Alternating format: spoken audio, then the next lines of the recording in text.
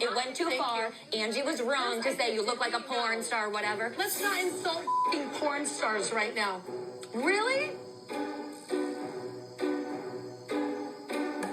What's up, guys? Welcome back to my channel. So it's been quite a while. I was really overwhelmed. At one point, there were 5 franchises airing, and it was just too much. On top of work stuff, some personal things that are going on, it was just a lot. So I had to take a step back. Then I'm ready to kind of try to get back into the game. So I'm here to talk about the Real Housewives of Salt Lake City. But again, since it's been a while, we have to kind of touch on some of the things that we weren't able to talk about. First and foremost, Mary Cosby's sit down with her son. Everyone online was talking about it, giving Mary her flowers for really laying it all out there and bearing all. We get to see her honest reaction to the news that her son, her only child, is struggling with substance abuse and thinking of, suicidal ideation and things like that. So her just willingness to be open and raw and honest, and Robert Jr.'s willingness to lay it out there as well really speaks volumes, because we've had other housewives' children who have had issues in the past and whatnot, but we've never dived into current substance abuse, serious life or death stuff really ever, not on this level or anything. So it's it was really powerful, and I give Mary and Robert Jr. props for laying it all out there and sharing their story with people. It was just really, really powerful television. And we had been inching our way towards this all season long. We'll get these little short scenes of Mary and her son, her kind of expressing some concern, and people are like, he doesn't seem present, he seems kind of out of it and whatnot. But now we have the full story, and she's given some updates saying that he's doing well now, all this jazz, and so it's all really coming together. I hope he gets the help he needs and that they move forward from this. Now, aside from Mary and her son, another large development that came up was kind of the fall of Bronwyn, if you will. Everyone online has loved her all season long. By episode 3 or so, people are kind of okay, Bronwyn, I see what you're bringing to the table. I see what you're all about. I see what you're doing. They were kind of feeling her at that point. But now there's kind of a drastic 180 with her. They kind of feel as though she has no real loyalty. So early this season, she was saying that her and Lisa were kind of a bit strained because Bronwyn was introduced to the group. She was getting to know all the other ladies and whatnot. And all of a sudden, she just turned on Whitney and Angie. And Brittany, for that matter, but she and Brittany were already kind of weird and whatnot. But she totally turned on Whitney and Angie. They were getting along, they're all hanging out as a trio and whatnot. And she threw them both under the bus. And with Brittany, Bronwyn and her at Meredith's bat mitzvah, they were making some progress, chit-chatting. They were acknowledging their newfound friendship. And then after 5 fucking minutes, Bronwyn throws Brittany under the fucking bus. And people also didn't like that Bronwyn was demanding an apology from Angie without giving one back. And they're kind of well, hold on, girl.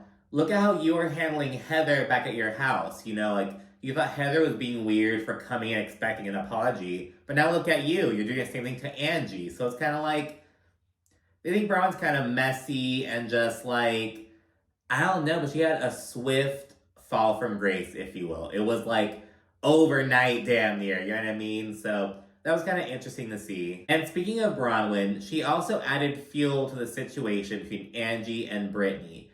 And Twitter loved that whole interaction. Angie coined, that's high body count hair. This is low body count hair. And it turns a whole fucking meme. It's oh my god. So yeah, people love that whole interaction. People also seem to be kind of warming up to Brittany a little bit.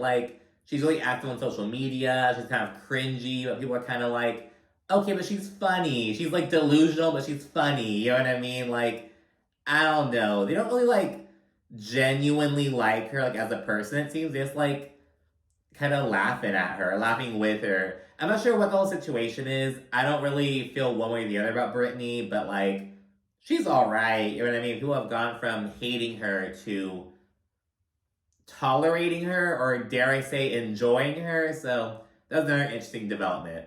Bronwyn has kind of gone down in terms of like this public opinion on her, and Brittany has kind of been inching her way up. Again, a lot of that is like they like laughing at her, but nonetheless, it's kind of going up a little bit. But yeah, that's pretty much some of the major talking points that I missed during my little sabbatical. There's some other things that happened, like Mary and Meredith getting into it, but that's kind of resolved itself by this point, and you know, Meredith's hearing aid drama. So yeah, comment down below if there's anything else that happened that you kind of want to talk about. But for now, let's jump into season 5, episode 13, Rooms for Improvement. So we open up with Meredith, who, by the way, people are like, Meredith is definitely gonna come back as a friend next season. They're like, Meredith is like never around. The drama is like so unserious, essentially. So there's kind of speculation about whether Meredith will stick around. Who knows? But anyways, she is over Angie and her slut shaming. Meredith claims that Angie continually goes low. She always gaslights, and she's just kind of nasty, according to Meredith. So she is totally over Angie. And she thinks it's weird that Angie even opted to attend her bat mitzvah in the first place. And she's like, why is she so obsessed with Brittany's sex life? Blah, blah, blah. Like, she just doesn't really get where Angie's mind is. And meanwhile, Angie is acting all fucking sad. Like, I haven't stopped crying since Meredith kicked me out of her bat mitzvah. Like, fucking playing it up and shit. And it's like, okay, Angie, you cannot be that upset about it. Is it embarrassing? Yeah, but you're like, this is a religious event. It's so important. Your family's are kicking me out. Like, she's like acting so hurt by that. And a lot of this sentiment is coming in the confessional because in her like actual scene, she's talking a lot of shit about it. So it's like, where are you really at right now? Like, how do you really feel? You get me? She invited us to her bat mitzvah, which you don't invite just anyone to that, right? Unless you just have no friends. I don't know. I mean, Heather's plastic surgeon was there. Maybe that's why she invited us. I haven't stopped crying since Meredith kicked me out of her event. We then see Mary go over to Angie's house, and she's kind of opened up a little bit, letting her know that like, hey, I have some stuff going on with my family, blah, blah, blah, but she hasn't divulged too much information about the specifics. But now she's ready to let her know what she's going through with Robert. So she gets really emotional. She lays it all out there, and she really just lets Angie know what she's going through, that Robert was doing all these drugs, he had tried heroin, he was thinking about like ending his life, he didn't care anymore, it was all this shit. And so Mary's just opening up and confiding in Angie, and she also gets emotional and says that she feels like it's her fault. She's like, where did I mess up? Like, did I not see something I should have seen? Did I not like, how did I not pick up on the signs? Like, how did I get to this point? So she's really struggling with that and trying to navigate all that situation. She's saying, you know, she doesn't have a mother in her life to like offer support. She doesn't have her grandmother around anymore. So she's like, she feels like she doesn't have that guidance on what to do in this type of situation. But she knows that, hey, he said he needed help. He acknowledged the problem. So it's my job to help him get the help. It's my job to do that. So we're really seeing, again, her honest reaction to this, you know, her unedited reaction. It's like, how did I fuck up? She's not putting it on Robert, like, oh my gosh, why'd you do that? She's like, how did I mess up? Like, where did I go wrong? And Angie's right there like, hey, you know, you did everything right. It's a disease. It just happens. Like, you can't be so hard on yourself. But Mary's really, she feels like she's responsible for it. So she's trying to see what to do now, basically. And because of what Mary's going through with her son, she's not going to be able to attend the Porto trip from the very beginning, but she is going to pop in like on day 2 or whatever. And in that spirit, everyone except Mary links up at the airport for the trip. And Bronwyn, who, by the way, got straight up mauled by a dog. Like, and I mean mauled. Like, when I hear someone got bit by a dog, I almost picture like a little nip. Like, you know, like a little fucking, like, whatever. But it's like, oh, girl, you got bit. You got fucking eaten up. Like, oh my God. So Bronwyn, who was like actively healing, actively recovering from that fucking, oh my God, it was so nasty to see. Like, that, like, it was just like, oh my God. Anyway, she pulls up and she has little gifts for everyone, little passport holders. They almost look like a bedazzled, what's that word? What's that word I'm looking for? The things you drink out of, the flask. I was like, it's not a keg, it's small. It looks like a bedazzled flask, but it's a passport holder. And Lisa's annoyed because she's like, this is my trip. Apparently Bronwyn had asked Lisa, oh, should I give everyone a gift? Like, what are you doing? Are you giving gifts? And Lisa said, I'm bringing a gift. Just show up, don't worry about it. But Bronwyn still doing it. And it's like, this isn't your trip, girl. Like, okay, like, whatever. And I think Bronwyn only listens to Todd. Why would I think she would listen to me? How are you feeling? Are you feeling better? I feel okay, not great. I don't feel 100%. What happened? I took one of my dogs to the dog park, and somebody's dog was in there unattended. He was in his car. Oh, And his dog he's a naughty dog owner. Oh my God. So the trip begins with Lisa being upset with Bronwyn. The tables swiftly turn because Bronwyn gets pissed off over the grouping situation. So the thing is, Lisa got 2 villas that are side by side, and she divided the group to be 4 in one, 4 in the other. In Villa 1, it's Meredith, Heather, Lisa, and Britani. And in Villa 2, it's Bronwyn, Angie, Whitney, and Mary. Now Bronwyn, who has been friends with Lisa for 10 years, feels like it's a slap in the face. She's like, I should be in that villa with Lisa, what the fuck? Because remember, Bronwyn threw both Angie and Whitney under the bus, essentially to satisfy Lisa, and now she's stuck with them on the fucking trips. She's like, what the hell's going on? But Lisa explains her rationale behind this, because like, Bronwyn and Angie don't get along with Britani, and like, you know, there's some issues between Meredith and Whitney. Like, there are all these like situations going on, so she's like, this just made the most sense. And honestly, it did. I knew that I was good with everybody but Whitney. Whitney was not good with Meredith. And Angie was not good with Meredith, so I knew Whitney and Angie were good together, so I can put them in the same villa. Mary is also good with Whitney and Angie, so she was safe for Villa 1. Bronwyn does not get along with Brittany, nor does Whitney, Angie, or Mary, so I knew Brittany could not be in their villa. I knew I was good with Meredith, Heather was good with Brittany, and I was also good with Brittany, so that seems safe. And I don't really understand what the issue is, considering the fact that, like, Bronwyn and Lisa had issues pretty damn recently. Like, okay, Bronwyn, you're forgetting about the Palm Springs bullshit, your issues with Lisa back then, the fact that you've been, like, you know, trying to make your own friendship with the ladies and whatnot, like, what the fuck? And now all of a sudden you're like, Lisa, you're my ride or die, what the fuck, blah, blah, blah. And it's like, you haven't really been moving that way all season long. Like, this is very recent. Like, I don't know. And Bronwyn says she feels like Lisa is trying to send her a message and that, like, hey, I'm so upset with you, you're getting put in your place. Like, trying to teach her a lesson, basically.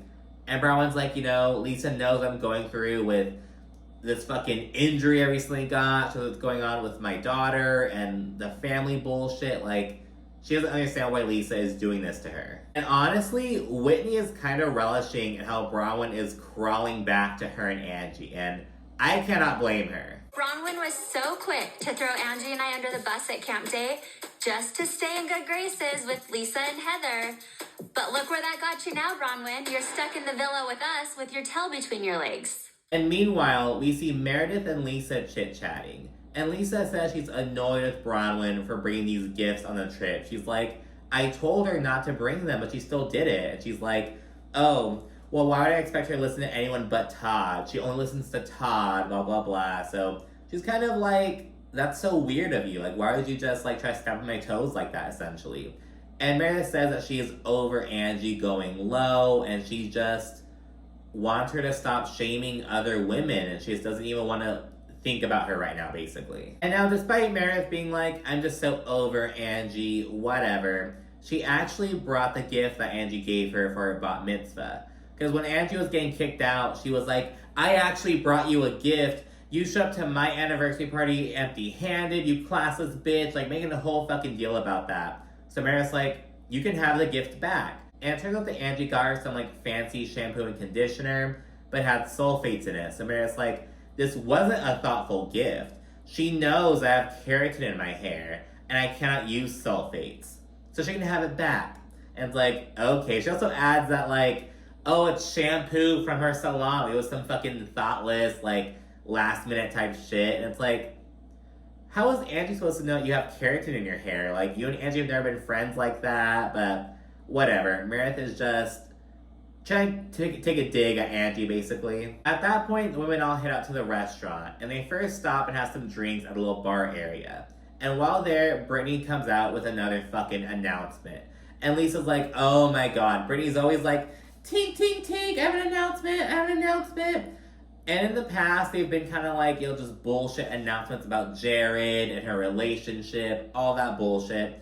But now, Brittany's like, oh, you guys know, I've had a strained relationship with both of my daughters, but my younger daughter recently stopped by the house.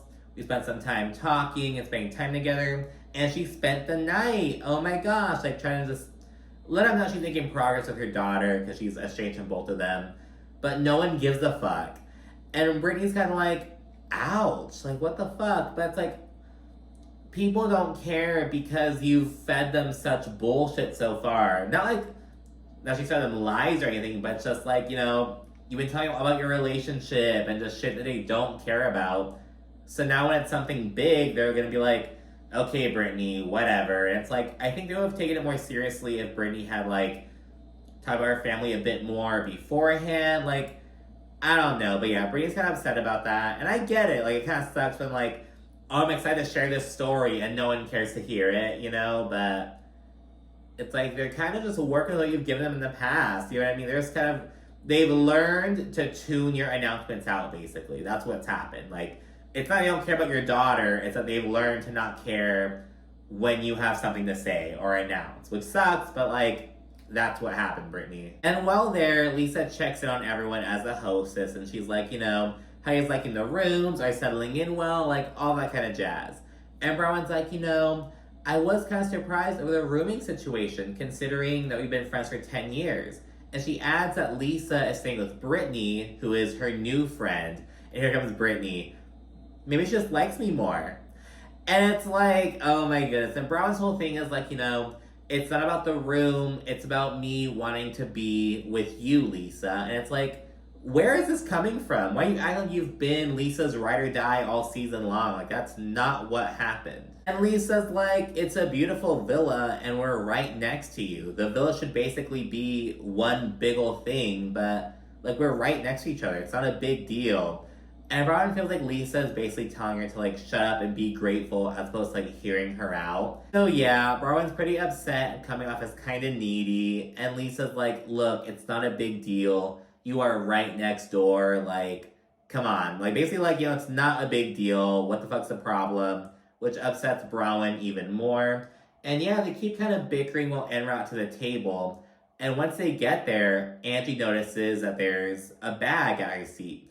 It's a Brooks Marks bag with her gifts for Meredith in there. And as Angie's reacting, like, oh my god, like, what the fuck, Meredith? You thought that I was being shady with these gifts? Like, I brought a gift for you. Like, what's the issue? Why are you returning it to me? As she's responding, Brittany's like, I would have done the same thing. Just basically saying that, it's not a big deal, Angie. You had it coming, all that shit. And once Angie and Brittany start getting into it, Brittany says that Angie has a history of slut-shaming. And this prompts Angie to get up and toss the bag of shampoo at Brittany. So the bag is upside down and winds up falling out onto the table. And Brittany's like, oh my gosh, Angie, it's a new low. What the fuck are you doing? And here comes Angie. It was an accident. I didn't know the bag was upside down, so I'm being a drama queen. Like, Angie does not give a fuck. And Brittany's like, what the hell, dude? And it's like, poor Brittany, because Brittany is like, tangentially connected to everything that's going on. Like, Braun's upset she's not with Lisa, but Brittany is with Lisa because Brittany is her new friend. So, like, she's connected in that way. Meredith is upset with Angie for being slut-shamey because Angie slut-shamed Brittany. Like, Brittany's a part of the mix, but everyone's acting like, Brittany, shut up. You're not a part of this. Go sit down. And it's like, you guys kind of dragged Brittany into it, like, inherently. Like, I don't know. I think Brittany's getting a lot more hate than, like, is warranted at the table. You know what I mean? Because, like, she is a part of it. Like, oh my god. Like, Braun isn't even trying to look at Brittany. And it's like, you're the one who brought Brittany into the conversation. You mentioned her name. Like, don't drag Brittany into it and get upset when she's in it. You know what I mean? So it's like, okay, dude, like, whatever. And Britani again accuses Angie of slut-shaming her. So Bronwyn and Angie deny this, and they say that Britani's the one who started it. Though Britani, Meredith, and Lisa all say otherwise. And Angie actually gets upset with Lisa for, like, not taking up for her, essentially. And it's like, I mean, she has her own friendship with Britani. She has her own situations going on. And Lisa's like, I'm not taking up for anyone. I am just speaking in facts. You're the one who started slut-shaming Britani first. Britani, like, returned it. And now you're all upset about that? Like, and Bronwyn says, look, Britani, you're the one who started the slutty conversation. Though Angie took it too far. She should have called you a porn star. Should have said you had slutty hair. Should have said you had slutty tits. Angie should not have said that. So that kind of settles that whole matter. And once Angie and Meredith readdress each other, Meredith's like, honestly, Angie, I'm confused about why you even attended my bat mitzvah, considering where we're at right now. And it's like, why'd you invite her then? She went because she was invited. Like, why'd you invite the bitch then, Meredith? Like, come on. Angie explains, like, you know, I went because I thought we were trying to get to a better place. I was honored to be invited to this milestone event for you. Like, I went to try to work on our friendship, basically. And at that point, you know, they're like, look, maybe I have the whole, you know, context, maybe I don't. But at any rate, I am sorry that I upset you by kicking you out of my bat mitzvah. And Angie's like, thank you for that.